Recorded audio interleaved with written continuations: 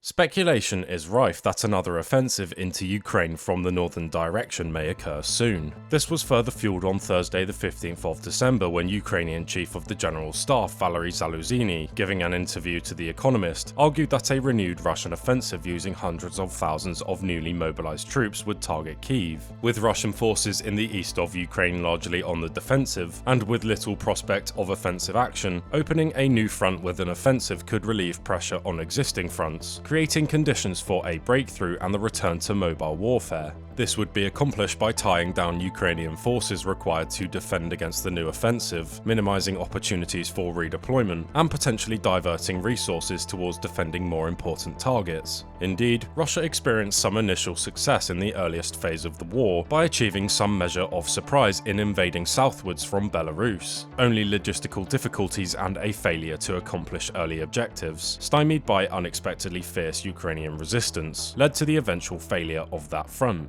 A mooted offensive early next year would also be able to utilize relatively better trained personnel, mobilized in the limited mobilization of September. In contrast to sporadic reports of individuals being sent to frontline fighting with weeks of training, in the months that followed the mobilization, these troops would likely be better trained and better equipped. President Putin undoubtedly knows that the Russian advantage in the war lies in his country's manpower reserves and the smaller, relative to the scale of the fighting, contribution of Western heavy arms for Ukraine.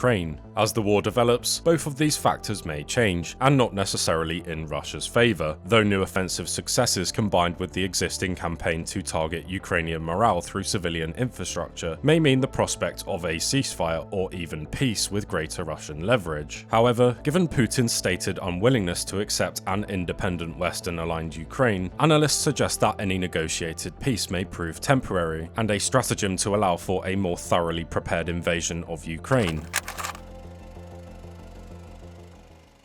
Ukrainian government officials, including senior presidential advisor Mikhailo Podolyak, argue that Kyiv will be the intended target of renewed Russian offensive action. This is an obvious choice, as the capital city has immense political and symbolic value. A successful offensive here could hamper the coordination of the Ukrainian war effort and potentially play into the hands of actors in Western society that argue support for Ukraine is futile. The capture of the capital would certainly increase the chances of a negotiated end to the war, but another ideal location highlighted by other analysts would be the west of Ukraine, for example the Kovel-Sarny line, with further attacks on Lutsk and Rivne, where crucial supply routes for foreign aid and supplies into Ukraine are located. Cutting Ukraine off from Western ground-based aid and resupply would hamper the Ukrainian war effort and, if the corridor could not be reopened, potentially increase the pressure on the Ukrainian government for a negotiated end to the war. There are strong reasons for Putin to plan a new offensive, and compelling arguments for this to come from a new direction removed from the stalled fighting at the moment. But Ukrainian forces have had ample time to prepare their northern border, and the well-known equipment and supply deficiencies in the Russian army may mean, even if joined by Belarus, that the strategic calculation ultimately does not favour any action. It is also possible that Ukrainian officials are talking up the possibility of a new offensive to shore up or possibly increase Western political and military support. Anonymous briefings to news outlets in recent months have emphasized approaches both from the Kremlin and from Western capitals for a negotiated end to the war, possibly reflecting pressure in turn on Kyiv.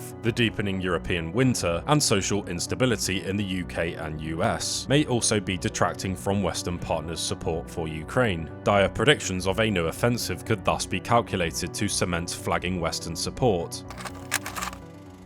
A successful Russian offensive would certainly improve the Russian strategic position, especially if it catches Ukraine unaware, potentially leading to breakthroughs in eastern Ukraine. A failed offensive, however, would further diminish the reputation of the Russian military, and may even lead to calls for Putin to step down. In all scenarios except a lightning victory, which analysts consider unlikely, increases in levels of Western support may well be forthcoming if the Western and Ukrainian nerve holds out. Such an offensive would also serve to highlight highlight the ambiguity of the Belarusian position in the conflict. Belarus has once already allowed Russia to use its territory to stage its invasion of Ukraine. Unlike Russia, Belarus does not possess its own nuclear weapons or nuclear doctrine. Ukrainian forces may feel more enabled, especially if Belarusian forces enter the war, to counter-strike into Belarusian territory and military installations. The Belarusian political situation would then become delicate. Ultimately, it appears that there is a credible possibility of a renewed Russian offensive into the new year, and it is likely that it would come from the north and Belarus. However, contingent developments, including Russian preparation, orders of battle, and operational planning, as well as Ukrainian preparation and responses, will likely determine the ultimate success of such an offensive and its political ramifications.